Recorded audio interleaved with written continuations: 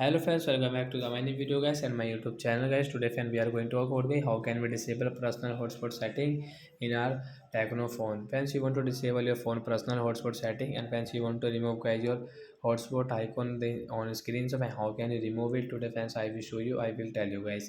So before starting video friends, first of all go and subscribe the channel guys, click the bell icon and like the video. So friends, now let's see how can we disable personal hotspot in our Tecno phone. Friends, we will on our phone setting guys. After on phone setting guys, scroll it friends, click on guys your phone hotspot setting guys, tap on phone hotspot setting guys, click on your Wi-Fi hotspot, then which guys also friends you can see your personal hotspot setting guys, you want to disable guys, you don't want to use, so friends you can disable from this right side icon. After disable guys, hotspot icon will remove and guys share option will also remove from here, so when we can use guys only hotspot setting guys. So like that guys you can